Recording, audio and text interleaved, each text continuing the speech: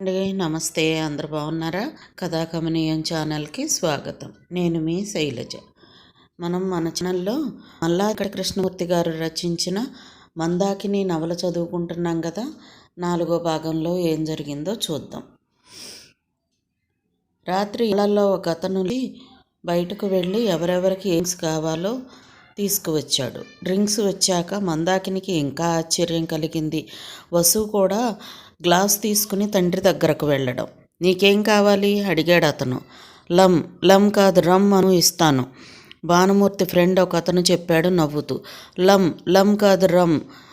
రా అంటే కానీ ఇవ్వం. రాను. చూడండి నాన్నగారు, తండ్రికి ఫిర్యాదు చేసింది వసుధ కోపంగా. భానుమూర్తి సన్నగా నవ్వాడు. తాకిని తొంగి చూసింది అనుమానం వచ్చి. వసుధ గాజు గ్లాసులోంచి కాఫీ డికాషన్ రంగులో ఉన్న ద్రవాన్ని తాగుతోంది. తొందరగా తాగకూడదు, నెమ్మదిగా నాలాగా తాగాలి మందలించాడు భానుమూర్తి. గ్లాసులోది పూర్తిగా తాగి అడిగింది వసు. ఇంకా కావాలి? మా అందరికన్నా నువ్వే ఫాస్ట్గా ఫినిష్ చేసేస్తేవే. గుడ్. మేము ఉన్నాం ఎందుకు? గ్లాసులో పోసి చెప్పాడు భానుమూర్తి. ఆ మాటలకి అంతా నవ్వారు. వసుధ గ్లాసులోని ద్రవానికి సోడా కలుపుకొని మళ్ళీ తాగసాగింది. తన కళ్ళని తానే నమ్మలేకపోయింది మందాకిని. ఇతను కూతురు చేత కూడా తాగించగలడని ఎప్పుడూ అనుకోలేదు. మందాకినికి వసుధ దగ్గరకు వెళ్ళి రెక్క పట్టుకొని లాక్కొచ్చి ఇంకెప్పుడు తాగను అనేదాకా ఆ చెంప ఈ చెంప వాయించాలనిపించింది. అంత కోపం వచ్చింది. కానీ తనని తాను నిగ్రహించుకుంది. అకస్మాత్తుగా నవ్వులు వినిపించడంతో గుమ్మం దగ్గరకు వెళ్ళి ముందు గదిలోకి తొంగి చూసింది మందాకిని. వసుధ రేడియోలో వస్తున్న పాటలు వింటూ గెంతులేస్తోంది. మంచం ఎక్కి నిషా వచ్చే ఆ పని చేస్తోందని గ్రహించుకుంది మందాకిని. ఆ గంతులకు భానుమూర్తితో సహా అంతా నవ్వుతున్నారు. తాను నాటకాలు ఎందుకు వేస్తున్నాడో చెప్పి భానుమూర్తి బాధపడ్డ రోజున అతనంటే కొద్దిగా సానుభూతి ఏర్పడింది మందాకినికి.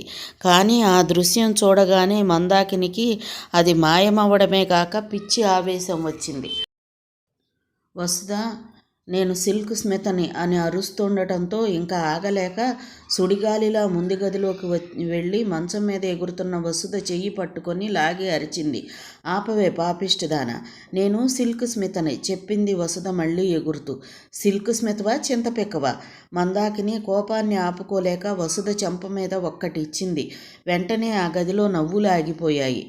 అంతా తమ చేతుల్లోని పేక మొక్కల్లోకి తలలు దూర్చారు. భానుమూర్తి నెమ్మదిగా చేతిలోని మొక్కలను చాప మీద పడేసి లేచాడు. నాన్న, పిన్ని కొత్తింది. ఏడుపు లంకించుకుంది వసుధ తండ్రి లేవటంతో. ఏమిటి నువ్వు చేసింది? అడిగాడు భానుమూర్తి మందాకిని. మీరు చేసిందేమిటి? పసిదాని చేత తాగిస్తారా? మీకు బుద్ధి ఉందా? మీది మనిషి జన్మేనా?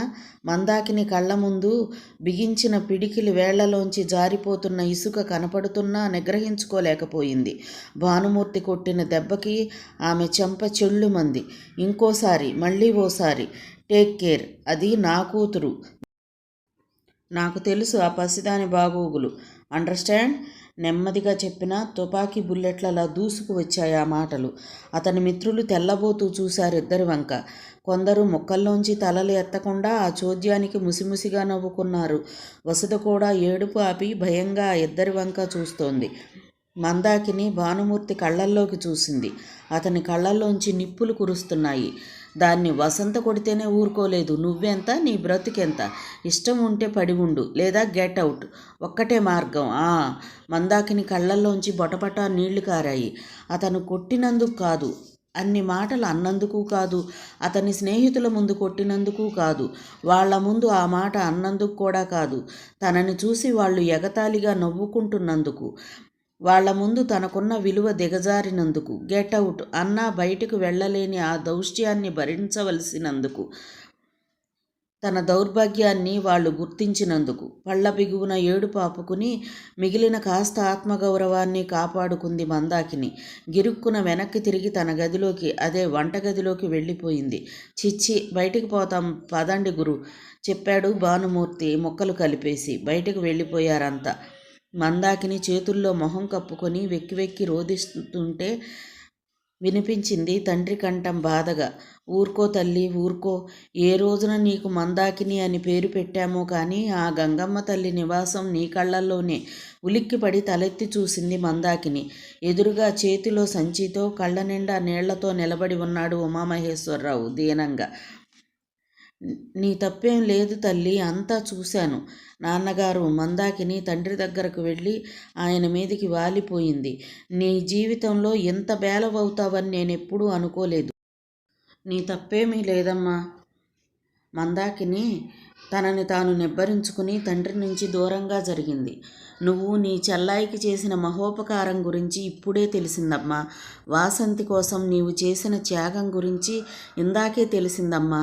నీ కంఠానికి కొంచెం కొంచెంగా బిగుసుకునే ఈ ఉరితాడుని నీవు ఏరి కోరి వేసుకోవడానికి కారణం వాసంతి జీవితాన్ని చక్కదిద్దడానికి అని తెలిసాక నిన్ను చూడకుండా ఉండలేక, నిన్ను చూసి నాకన్నా చిన్నదానివైనా నాకన్నా కూతురివే అయినా ఓసారి నీకు మనసారా చేతులెత్తి దండం పెట్టాలని వచ్చానమ్మా. నేను అనునిత్యం పూజించే ఆ గాయత్రీదేవిని నీలో చూడాలని వచ్చానమ్మా. చూశానమ్మా, చాలు చూశాను. నిజంగానే నీలో గాయత్రీదేవినే కాదు సమస్త దేవతలని చూశానమ్మా. ఉమామహేశ్వరరావు ఏడుపు ఆపుకోవడానికి, శబ్దం బయటకు రాకుండా ఉండటానికి కండువాని నోట్లో కుక్కున్నాడు. మందాకిని తేరుకుని కళ్ళు తుడుచుకుంది. అదేంటి నాన్నగారు, ఇలా ఎప్పుడూ జరగలేదు, ఇదే మొదటిసారి. బాధపడకండి. ఏమిటో ఈరోజు ఇలా తోసుకు వచ్చేసింది. సరిగ్గా అదే సమయానికి మీరు వచ్చారు అంతే. తండ్రిని ఓదార్చింది. నిన్ను చూస్తే నా గుండె తరుక్కుపోతుంది. ఇక్కడ ఉండమని చెప్పలేను, అలా అని రమ్మని వెంట తీసుకొని వెళ్ళలేను.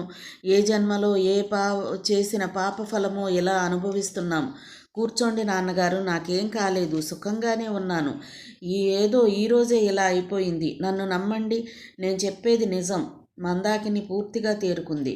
కళ్ళ ముందు చూసింది కళ అనుకోవడం కష్టం తల్లి. ఈ పెళ్ళికి ఒప్పుకున్నావంటేనే నేను నీ పెళ్లి చేస్తాననే నమ్మకం చచ్చిపోయి అనుకున్నాను. నేను చచ్చిపోయినట్లుగా బాధపడ్డాను. నువ్వు కిరాతకుణ్ణి చేసుకుంటానంటే, కానీ అది నిజం కాదని, వాసంతి కోసమని ఇందాక తెలిసాక ఎంత గర్వం వేసిందో తెలుసా? ఆ సంతోషాన్ని నీకు పంచి వెళదామని వచ్చాను. కానీ అందుకు రెట్టింపు దుఃఖాన్ని మూట కట్టుకుని వెళుతున్నానమ్మా. వెళ్ళొస్తాను. గుమ్మం దాకా వెళ్ళాక పిలిచింది. నాన్నగారు, ఏమిటి వస్తావా? చిరు ఆశతో అడిగారు. ఈ సంగతులేమి అమ్మకు చెప్పకండి. అమ్మ నన్ను కన్నది, కానీ నా అదృష్టాన్ని కాదుగా చెప్పింది మందాకిని. ఉమామహేశ్వరరావు వెళ్ళిపోయాక మందాకిని మత్తుగా పడుకున్న వసుధకి దుప్పటి కప్పింది. మందాకినికి తనని తాను ఎంత ఊరడించుకోవాలనుకున్నా సాధ్యం కావడం లేదు. ఆమె హృదయాన్ని చాలా తీవ్రంగా గాయపరిచింది భానుమూర్తి ప్రవర్తన. పరాయి పురుషుల ముందు తనని అతను అవమానించిన తీరు తలుచుకుంటేనే చేదరగా ఉంది. అదే వాసంతి తన స్థానంలో ఉంటే అప్పటికప్పుడే పుట్టింటికి వెళ్ళిపోయేది. నిజానికి మందాకినికి కూడా అలా చెయ్యాలన్న కోరిక ఉంది. కానీ ఏమోలో ఉన్న విచక్షణ దాన్ని బలవంతాన అణిచిపెడుతోంది. ఇలాంటివి ఎదురవుతాయని తెలిసాక కూడా వీటికి జంకడం దేనికి అని ఎవరో ప్రశ్నిస్తున్నట్లుగా అనిపిస్తుంది.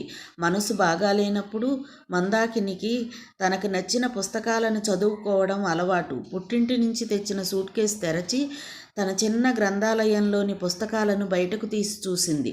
తెలుగు పలుకుల తల్లిలా ఉంటుంది ఆ సరస్వతీ పీఠం. ఒక్కో పుస్తకాన్ని తీసి చూడసాగింది. రామరాజభూషణుని వసుచరిత్రము, శ్రీకృష్ణదేవరాయల ఆముక్తమాల్యద, తెనాలి రామకృష్ణుని పాండురంగ మహత్యము, శ్రీనాథుని శృంగార నైషధము, చేమకూరు వెంకటకవి విజయ విలాసము, శ్రీనాథుని హరవిలాసము, దూర్జటి శ్రీకాళహస్తి మహాత్మ్యము, పింగళి సోరన ప్రభావతి ప్రద్యుమ్నము, ముక్కుతిమ్మన పారిజాతాపహరణము ఒక్కొక్కటే చూసి మళ్ళీ సూట్ కేసులో ఉంచసాగింది. వాటిని కొన్ని వందల సార్లు అప్పటికే చదివింది మందాకిని. శ్రీపాద సుబ్రహ్మణ్య శాస్త్రి గారు రచించిన వడ్లగింజలి పుస్తకం ఆమెను ఆకర్షించింది. చాలా నెలలైంది దాన్ని చదివి. ఆ పుస్తకం ఎంతగానో నచ్చింది మందాకినికి. దాన్ని అందుకుని తెరచింది. అందులో నుంచి ఓ కాగితము క్రిందికి జారి పడింది. వంగి నెమ్మదిగా దాన్ని చేతిలోకి తీసుకుంది. క్రమంగా ఆలోచన తరంగాలు ఆమెను చుట్టుముట్టాయి దాన్ని చూడగానే. అర్ధరాత్రి దాటాక వచ్చాడు భానుమూర్తి. కళ్ళు ఎర్రగా ఉన్నాయి, కానీ తోలడం లేదు. ఆల్కహాల్ వాసన వేస్తోంది అతని నుంచి. అన్నంగారిని వడ్డించు చెప్పి వసుధ దగ్గరకు వెళ్ళాడు. మందాకిని నిశ్శబ్దంగా అన్నం వడ్డించింది. పుస్తకాల ర్యాక్లో నుంచి క్వార్టర్ బాటిల్ తీసి గ్లాసులోకి కొంచెం వంచుకొని నీళ్లు కలుపుకొని గటగటా తాగేశాడు. నిశ్శబ్దంగా భోజనం ముగించాడు. ఆ తర్వాత పక్క మీదకి చేరాడు. వెంటనే నిద్ర పట్టేసింది. మర్నాడు ఉదయం నిద్రలేచాక అతనికి కాఫీ ఇచ్చి పక్కన కూర్చుంది మందాకిని. ఏమిటి అడిగాడు, ఏదో చెప్పాలని ఉందని గ్రహించి. మందాకిని మౌనంగా అతనికి ఒక కాగితాన్ని అందించింది. దాన్ని చదివి ఉలిక్కి పడ్డాడు భానుమూర్తి. నోట్బుక్లోంచి చింపిన కాగితం మీద రాసిన వసంత లక్ష్మి చేతివ్రాతతో తన మరణానికి ముందు ఆమె రాసిన సూసైడ్ నోటుగా గుర్తించాడు భానుమూర్తి. అతని వెన్ను జలధరించింది. ఎక్కడిది నీకు అడిగాడు వణికే కంఠంతో. వసంతలక్ష్మి మరణించిందని తెలిసాక మీ ఇంటికి వచ్చాను వసుని తీసుకెళ్దామని. ఆ రోజు ఉదయం మా ఇంటికి వచ్చినప్పుడు చదివిస్తానని నా దగ్గర ఓ తెలుగు నవల తీసుకుంది వసంత. అది టేబుల్ మీద ఉంటే అద్దె లైబ్రరీ షాప్లో తిరిగి ఇవ్వడానికి తీసుకున్నాను. అందులో ఉంది ఇది. ఇంటికి వెళ్ళాక చూశాను. మరోసారి దాన్ని చదివి చెప్పాడు. అంటే ఈ ఉత్తరం నీ చేతిలో పడాలనే అందులో పెట్టిందన్నమాట. ఈ రకం తెలివి వసంతకి ఉంది. ఇంతకాలం ఎవ్వరికీ చూపించకుండా దీన్ని దాచాను. విష్ణుమూర్తి కళ్ళు మందాకిని కళ్ళను వెదుగుతున్నట్లుగా చూశాయి నిశ్శంతగా. దీన్ని పోలీసులకు అందజేయలేదేం అడిగాడు. ఇవ్వాలనిపించలేదు. ఎందుకు ఇవ్వాలనిపించలేదు? మీ అక్కయ్య ఆఖరి కోరికగా నన్నెందుకు పట్టించలేదు? బహుశా వసుధ అనుకుంటాను. నేను శిక్ష అనుభవిస్తున్నా వసుధ మీ దగ్గర క్షేమంగా ఉండేదిగా. అది కాదు కారణం.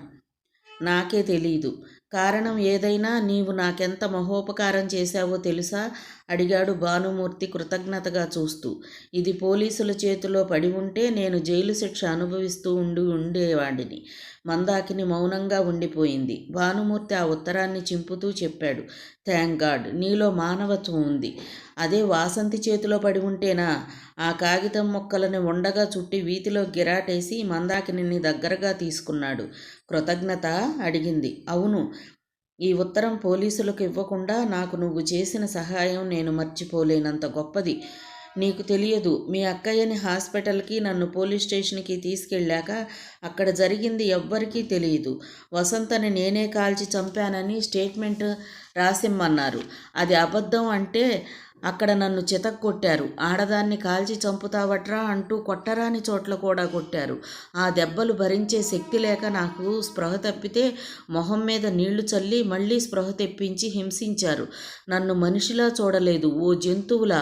మనుషుల్ని కరిచే పిచ్చి కుక్కని ఎలా రాళ్ళేసి కొట్టి చంపాలని చూస్తారో అలా చూశారు అక్కడ నన్ను. నేను ఈ సమాజానికి శత్రువునైనట్లుగా, వాళ్ళు సమాజ రక్షణకి కంకణం కట్టుకున్న వాళ్ళలా నన్ను హింసించారు. నిజానికి వాళ్ళకి చంపే హక్కు ఉంటే నన్ను అక్కడే చంపేసి ఉండేవారు. బతికొండగానే మళ్ళీ దోషిగా పోలీస్ స్టేషన్కి వెళ్ళకూడదనిపించింది.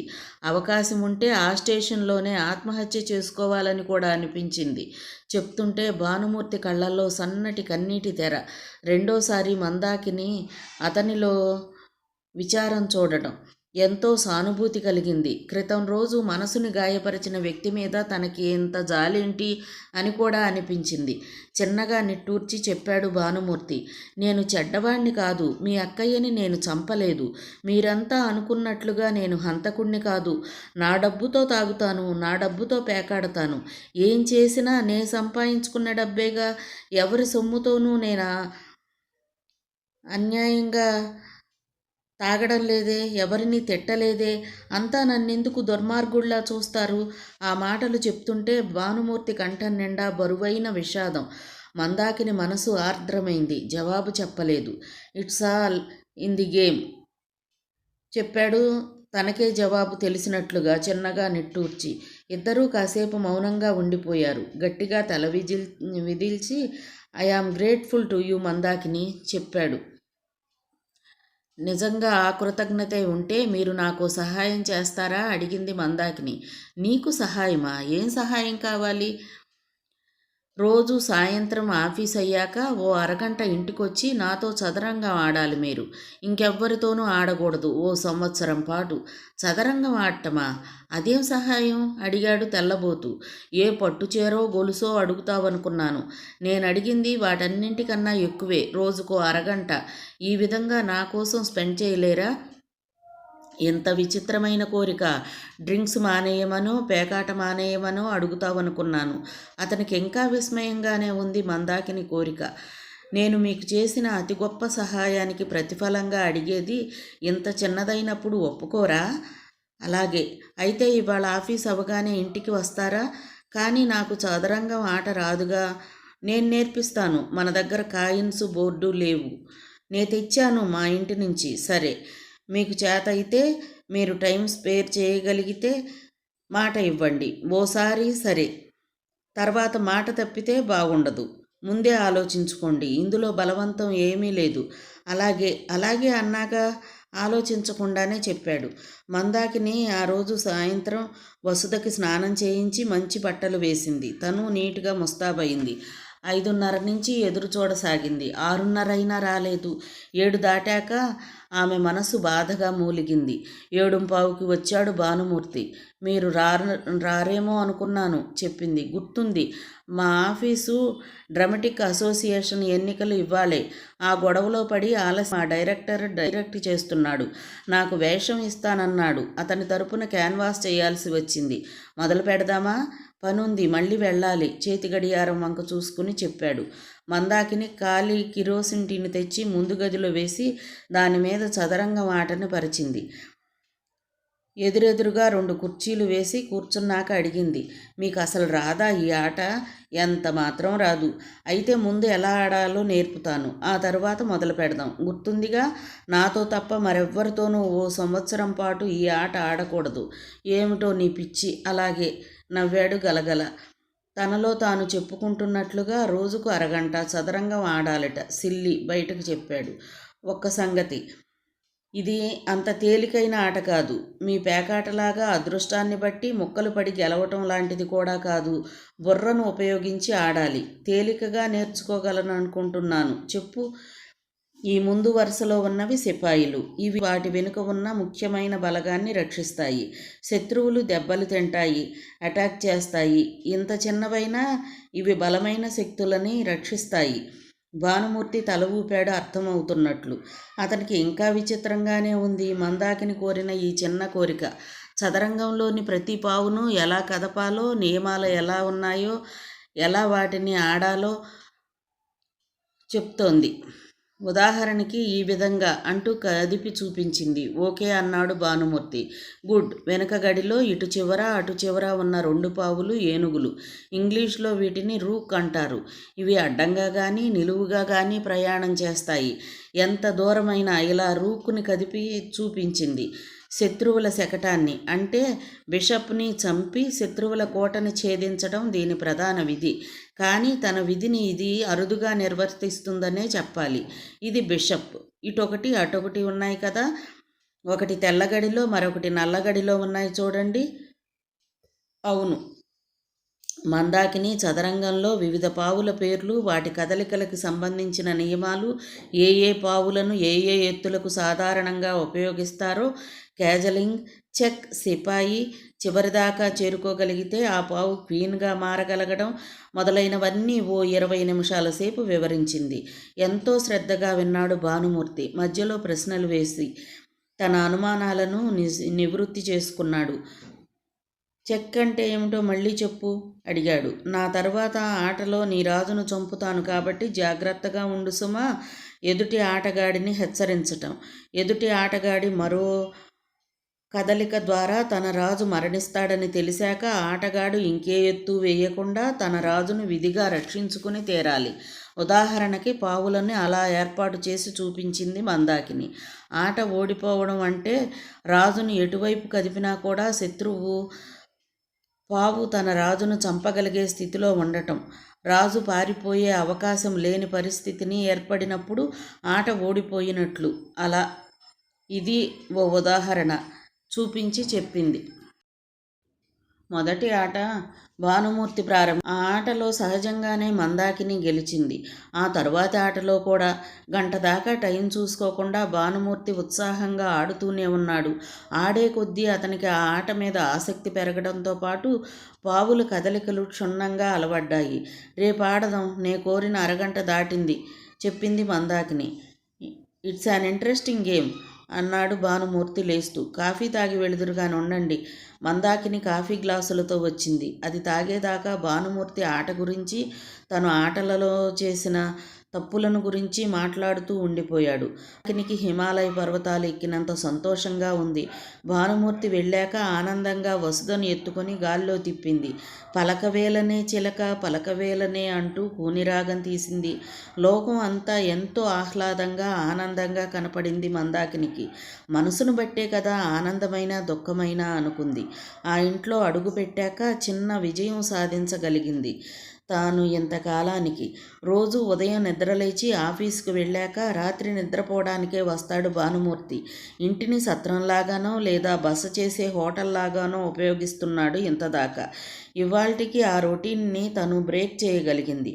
భానుమూర్తి ఇక రోజు తనతో ఆటకి కూర్చుంటాడు. అతన్ని మార్చాలనుకుంటే అందుకు కొంత అవకాశమైనా లభిస్తుంది. ఈ విధంగా అతను తాగి లేనప్పుడు చెప్పవచ్చు ఏం చెప్పాలనుకున్నా. తాగి వచ్చినప్పుడు రాత్రి చెప్తే విని అప్పుడే మర్చిపోతాడు. మర్నాడు ఉదయానికి ఏదీ గుర్తుండదు. ఇప్పుడు కొత్త అవకాశం కలిగింది. మందాకినికి మొట్టమొదటిసారిగా తాను ఒకరికి భార్యను అన్న ఫీలింగ్ ఆ రోజు తృప్తికరంగా కలిగింది. తన భర్తతో కొంత సమయం గడపడం వల్ల, అలా రోజు గడిపే అవకాశం వల్ల. చదరంగం కనిపెట్టి వేల సంవత్సరాలు దాటింది. దీన్ని కనిపెట్టిన వారికి నేను చాలా రుణపడి ఉన్నాను అనుకుంది మనసులో. చదరంగం పేకకు మించిన వ్యసనం. ఓసారి అంటుకుంటే ఓ పట్టాన వదలదని మందాకినికి తెలుసు. ఆ ఆటలో ఉన్న మరో సుగుణం, కేవలం ఇద్దరే ఆడగలరు. పేకాటల 5-6 కలిసి ఆడటం సాధ్యం కాదు. బయటకు వెళ్ళిన భానుమూర్తికి కూడా కొద్దో గొప్పో మందాకినికి కలిగిన లాంటి భావనే కలిగింది. తన భార్య దగ్గర కొంతసేపు గడిపానన్న సంతోషం కలిగింది అతనికి. ముఖ్యంగా ఆ ఆట నచ్చటం వల్ల అలాంటి ఫీలింగ్ ఏర్పడింది అతనిలో. ఆ తరువాత రోజు సాయంత్రం ఆఫీసు నుంచి సరాసరి ఇంటికి వస్తున్నాడు భానుమూర్తి. మందాకిని మరో అడుగు ముందుకు వెళ్ళి అతని చేత ఆటకి కూర్చోబోయే ముందు స్నానం చేయిస్తోంది. మొదట్లో విసుక్కునేవాడు, వద్దనేవాడు. కానీ మందాకిని ఊరుకునేది కాదు. నేనేం నగలు కోరుకుంటున్నానా, విమానం ఎక్కించమని అడిగానా? ఓ 2 నిమిషాలు స్నానం చేయమన్నాను అంతేగా అనేది. ఫలితంగా భానుమూర్తికి సాయంత్రం స్నానం చెయ్యటం అలవాటైంది. మందాకినికి తెలుసు, స్నానం అలవాటైతే అది చెయ్యకుండా ఉండటం కష్టమని. స్నానం చెయ్యాలంటే తప్పనిసరిగా ఇంటికి రావాలి. నెల తిరగకుండానే భానుమూర్తికి సాయంత్రం స్నానం లేకపోతే చిరాగ్గా ఉండడం మొదలైంది. తన భర్త సాయంత్రం ఇంటికి రావడం, మందాకిని ఎన్నుకున్న 2 ఉపాయాలను సత్ఫలితాలనే ఇచ్చాయి. మందాకిని చదరంగం ఆడేటప్పుడు టైం చూస్తూ ఉంటుంది. అరగంట గడిస్తే భర్తతో చెప్తుంది తనకి ప్రామిస్ చేసిన టైం అయిపోయిందని. ఇంకో ఆట ఆడదాం అంటాడు సాధారణంగా. ఒక్కోసారి డ్రామా రిహార్సల్స్ అని వెళ్ళిపోతాడు. వసుధతో ఓ 5 నిమిషాలైనా కబుర్లు చెప్పి గాని వెళ్ళడు భానుమూర్తి. సాయంత్రం పూట ఆ ఇంట్లో సుఖ సంసారపు గుర్తులు కొద్ది కొద్దిగా అలముకోసాగాయి.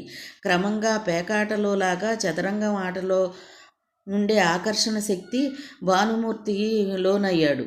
మరో ఆట ఆడే కొద్దీ అతనిలో ఇంకో ఆట ఆడి గెలవాలనే పట్టుదల అధికమవసాగింది.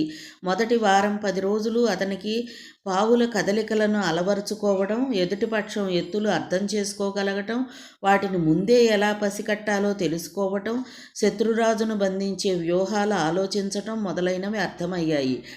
మొదట్లోలాగా దొరికిన శత్రువుని, పావులను దొరికినట్లుగా చంపటం మానాడు.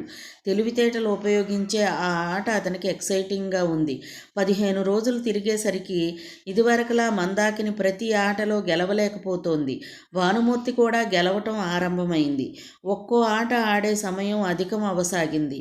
ఇరుపక్షాల వారు తమ ఎత్తుల గురించి 10 స్టెప్స్ దాకా ముందుకు ఆలోచించి ఆడుతుండటంతో రోజుకి సగటున ఒక ఆటకు మించి ఆడలేరు 30 గంటలో. రెండో ఆట ఆడాలనే టెంప్టేషన్లో భానుమూర్తి అరగంట దాటినా కదలక మరో ఆటకు కూర్చుంటాడు. ఒక్కోసారి మూడో ఆట కూడా ఆడి బార్లు మూసేసే టైం దగ్గరవుతుంటే అయిష్టంగానే వెళతాడు. మందాకిని రాత్రి వంట ఇదివరకలా రాత్రి 8:30కి కాక భర్త ఇంటికి వచ్చే లోపలే చేసేస్తోంది. భర్తే ఎక్కువసార్లు గెలిస్తే పోతుందనే ఉద్దేశంతో చెస్ ఆడే మహిళలకు మెళకువలు నేర్పే ఓ అమెరికన్ రాసిన పుస్తకాన్ని కొనుక్కుని రోజు అందులోని ఓ రకం ఆటని స్టడీ చేసి ఆ ఎత్తులు వేయసాగింది. ఫలితంగా మందాకిని గెలిచినా ఓడినా తెలివితేటలతో కూడిన ఆమె ఎత్తులు భానుమూర్తికి ఇంటలెక్చువల్ స్టిమ్యులేషన్ కలిగించసాగాయి. తనతో ఆడే పార్ట్నర్ మీద ఆట మీద విసుగు కలగడం లేదు. ఇద్దరూ మౌనంగా కూర్చుని చదరంగం ఆడుతుంటే వసుధ పక్కింటికి వెళ్ళి టీవీ చూస్తుంది వాళ్ళ ఆట అయ్యేదాకా. పేకాట మీద ధ్యాస తగ్గింది భానుమూర్తికి. ఇదివరలా రోజు సాయంత్రం పేకాట ఆడడం లేదు. అది అదృష్టానికి సంబంధించిన ఆట, మొక్కలను బట్టి విజయం. చదరంగం మేధస్సుకు సంబంధించిన ఆట. ఇదే నచ్చింది భానుమూర్తికి. మరో 2 వారాలు గడిచేసరికి భానుమూర్తి మందాకినిల చదరంగం ఆట 3/4 గంటైనా అవ్వడం లేదు. ఒక ఎత్తు వేయడానికి మరో పావు కదపటానికి సమయం తీసుకుంటున్నారిద్దరు. ఒక్కోసారి ఆ ఆటని అలాగే ఉంచేసి మర్నాడు కంటిన్యూ చేస్తున్నారు. ఒక ఆటని అలా 4-5 రోజులు ఆడిన సందర్భాలు కూడా ఉన్నాయి. ఆట బాగా ఆసక్తికరంగా ఉంటే భానుమూర్తి ఆ రాత్రంతా ఒక్కోసారి తెల్లవారుజాము దాకా ఆడతాడు. ఆట అయ్యాక భార్యతో తన తప్పులని ఆమె తప్పులని చర్చిస్తాడు. తెల్లవారుజాము దాకా మేలుకోగలగడం భానుమూర్తికి అలవాటే. అయినా మందాకినికి అలవాటు లేదు. బాత్రూంలోకి వెళ్ళి చల్లటి నీళ్లతో మొహం కడుక్కుని వచ్చి కూర్చొని ఆడేది. ఓ రోజు భానుమూర్తి ఆరుద్ర రాసిన చదరంగం అంతర్జాతీయ విధానం పుస్తకం ఇంటికి తెచ్చాడు. రోజు ఉదయం ఓ 10 నిమిషాలు దాన్ని తిరగేయడం విధిగా పెట్టుకున్నాడు. దానిమీద ఉన్న అతను పనిచేసే ఆఫీసు రిక్రియేషన్ క్లబ్ రబ్బర్ స్టాంపును బట్టి దాన్ని ఎక్కడి నుంచి తెచ్చాడో అర్థమైంది మందాకినికి. శ్రీపాద వారి వడ్లగింజలు చదివారా? అడిగింది మందాకిని ఓ రోజు. లేదు చెప్పాడు. అసలు పుస్తకాలు చదివే అలవాటు లేదా మీకు?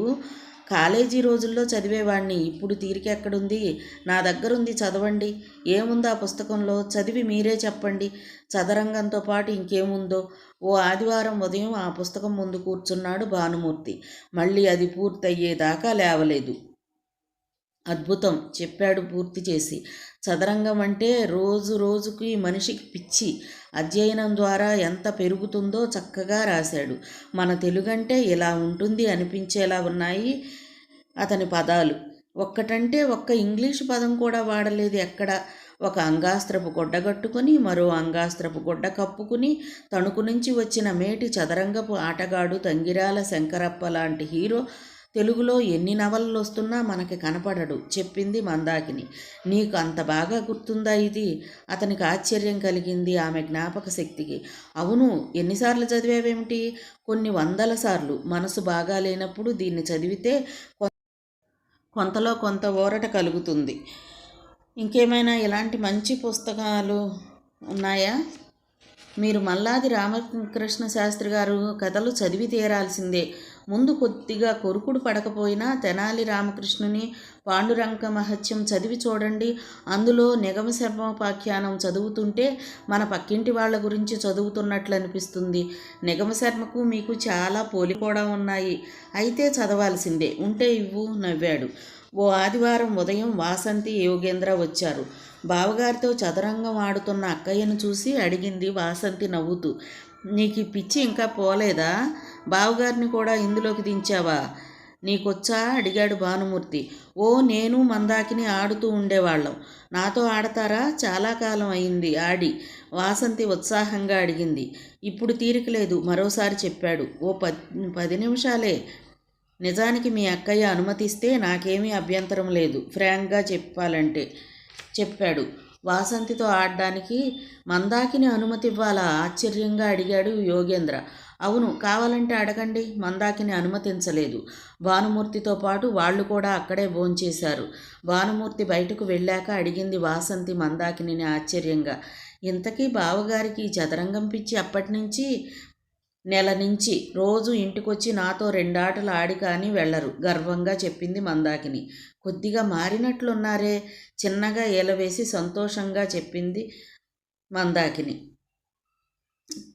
ఇంకా చాలా మార్చాలి ఆయన్ని. అన్నీ ఒక్కసారే కాదు, నెమ్మది నెమ్మదిగా తను మారుతున్నానన్న సంగతి ఆయన గ్రహించకుండా మార్చాలన్నది నా ధ్యేయం. నాన్నగారికి చెప్తాను, సంతోషిస్తారు. తెలుసు అనుకుంటాను. ఆ మధ్య ఓసారి హేమాద్రి వచ్చినప్పుడు చూసి వెళ్ళాడు. నాన్నగారికి చెప్పే ఉంటాడు. పేకాట కూడా ఇదివరలా ఆడడం లేదు. ఆదివారం ఉదయం నాతో చదరంగం ఆడతారు ఆకలేసేదాకా. భోంచేశాక మధ్యాహ్నం మాత్రమే పేకాడుతున్నారు. ఒక్కోసారి అది లేదు. ఆయన ఫ్రెండ్స్ అంతా నన్ను తిట్టుకుంటున్నారు. Interesting change. ఆయన కొందరు మిత్రులకు నేను చెడ్డదాన్ని కూడా అయ్యాను. ఈ విషయంలో ఒకరిద్దరు ఇండైరెక్ట్గా ఆయన్ని నా ముందు అన్నారు. కొందరు మొగుళ్ళు పెళ్ళాల కంట్రోల్లోకి వెళ్ళిపోతారని. నవ్వింది మందాకిని. గుడ్ లక్ చెప్పింది వాసంతి ఎంతో సంతోషంగా. ఆ రాత్రి అడిగాడు భానుమూర్తి. మీ చెల్లెలు ప్రెగ్నెంట్లా ఉంది? అవును. ఎన్నో నెల? 4 అనుకుంటాను. తెల్లవారుజామున నిద్రలేపి అడిగాడు. ఎన్నో నెలన్నావు? ఎవరికి? వాసంతికి. అతని కంఠంలో ఆశ్చర్యం. 4. వాళ్ళ పెళ్ళై 2 నెలలేగా అయ్యింది. అంటే అప్పుడే 4వ నెల ఎలా? తెల్లబోతూ అడిగాడు. ఈ లోకంలో ఏదీ సాధ్యం కాదు, అందుకే తొందరపడి చేసుకున్నారు. ఐసి. అయితే అదే నువ్వు నన్ను చేసుకోవడానికి అసలైన కారణం. మందాకిని జవాబు చెప్పలేదు. ఇంతకాలం నువ్వు నన్ను ఎందుకు చేసుకున్నావా అన్న ప్రశ్నకి మీ నాన్న కట్నం ఇవ్వలేకపోవడమే కారణం అనుకున్నాను. అది కాదన్నమాట. కాదు, అదొక్కటే కాదు. నువ్వు తెలివైన దానివి. నేను అలా అనుకోను. అలా జవాబు చెప్పడంలోనే నీ తెలివి కనపడుతుంది. థ్యాంక్స్ అనాలా నేనిప్పుడు? వసంతకి నీకు ఎంత తేడా, ఒకే తల్లి బిడ్డలైనా. ఏ విషయంలో? అన్నింటిలో. నిజానికి నీకన్నా వసంత పిచ్చిది. ఎందుకలా అనిపిస్తున్నాను? చదరంగం నీతో తప్ప ఎవ్వరితోనూ ఆడకూడదని నియమం ఎందుకు పెట్టావో ఆలస్యంగా అర్థమైంది నాకు. ఏమని అర్థమైంది? నన్ను రోజు ఇంటికి రప్పించడానికని. ఆగి మళ్ళీ చెప్పాడు. పూర్వకాలంలో వేశ్యలు తమ విటులను దగ్గరకు రప్పించుకోవడానికి వాళ్లతో చదరంగం ఆడేవారట. వేశ్యాగృహాలకు వెళ్ళేవారు శారీరక సుఖమే కాక చదరంగం కోసం కూడా వెళ్ళేవారట. అందుకే ఆ ఆటలో ప్రవీణులైన పడుచు పిల్లలతో వయసు మళ్ళిన వారు రాత్రంతా మేలుకొని చదరంగం ఆడేవారట. ఒక్కోసారి సెక్స్ కన్నా ఇదే ఆనందం అనిపిస్తూ ఉంటుంది. నాకు కూడా నువ్వు అదే అస్త్రం ప్రయోగించావు నా మీద. మీరు ఎవ్వరితోనూ ఆడడం లేదంటే నేను నమ్మాలా? నవ్వింది. ఆడటం లేదు. ఆ మాటలు మీరు తాగినప్పుడు చెప్తే నమ్ముతాను. అప్పుడంతా నిజమే చెప్తానా? సాధారణంగా అవును. అయితే హరిశ్చంద్రుడు అంత తాగుబోతా? ఆయనెవరు? చంద్రమతి మొగుడు. ఇద్దరూ నవ్వారు. నిజంగా మీరు ఎవ్వరితోనూ చదరంగం ఆడడం లేదా? సంవత్సరం దాకా ఆడనని ప్రామిస్ చేశాగా. ఆ ఆట అంటే మహా ఇంట్రెస్ట్ నాకు. నీతోనే ఆడాలి కాబట్టి చచ్చినట్టు ఇంటికి రావాలి. నీకిచ్చిన మాట ఎందుకు తప్పలేదో తెలుసా? తెలీదు, చెప్పండి. వసంత రాసిన ఆ సూసైడ్ నోట్ని పోలీసులకు ఇవ్వకుండా నాకు శిక్ష తప్పించినందుకు కృతజ్ఞతతో. నిజానికి నేను ఆ కాగితం చింపేశాక నువ్వేమి అడిగినా ఇచ్చి ఉండేవాడిని. నువ్వు కోరింది చాలా చాలా చిన్న కోరిక అనిపిస్తుంది ఇప్పటికీ. అందుకే ఈ విషయంలో నా ప్రామిస్ని బ్రేక్ చేయబుద్ధి కావడం లేదు. ఒక్కోసారి అనిపిస్తుంది ఈ రోజుకి ఇంటికెళ్ళడం ఎగ్గొడదామని. కానీ ఆ నోట్ని నీవు కానీ పోలీసులకు ఇచ్చి ఉంటే నే జైల్లో ఉండేవాణ్ణి. ఇలా స్వేచ్ఛగా ఉండడానికి కారణమైంది నువ్వే. నా స్వేచ్ఛాకాలంలో కొంత నీకోసం గడపటం పర్వాలేదనిపిస్తుంటుంది, సిన్సియర్గా చెప్పాడు భానుమూర్తి. మందాకిని అనాలోచితంగా వంగి భానుమూర్తిని ముద్దు పెట్టుకుంది. తనంతట తానుగా అలా చేయటం మందాకినికి తొలి అనుభవం. అందుకే వెంటనే సిగ్గుపడింది. మందాకిని దగ్గరకు తీసుకుని చెప్పాడు భానుమూర్తి. మీ వాసంతి ప్రెగ్నెంట్ అయ్యి నువ్వు ఇంటికి వచ్చి 4 నెలలైనా ఇలా ఉంటే నాకెంత insult. Get a pregnant quick. ఛీ, నీకు సిగ్గుపట్టం వచ్చే చెప్పాడు. నవ్వాడు భానుమూర్తి. వాళ్ళ మధ్య మానసికంగా గతంలో ఉన్న అతి సన్నటి ఇనుప తెర తొలగిపోయినట్లు భార్యాభర్తల మధ్య ఉండే అనురాగ బంధం మొలచిన భావన ఇద్దరికీ సమానంగా కలిగింది ఆ రాత్రి. మిగతా కథ రేపటి భాగంలో చూద్దామండి. కథ విన్నందుకు ధన్యవాదాలు. ఈ కథ మీకు నచ్చితే ఒక లైక్ చేయండి, షేర్ చేయండి, మా ఛానల్ని సబ్స్క్రైబ్ చేసుకోండి, నన్ను సపోర్ట్ చేయండి. మీరిచ్చే ఒక్క లైక్ నాకు, నా ఛానల్కి ఎంతో సపోర్ట్ని ఇస్తుందండి. Thank you. ఉంటానండి.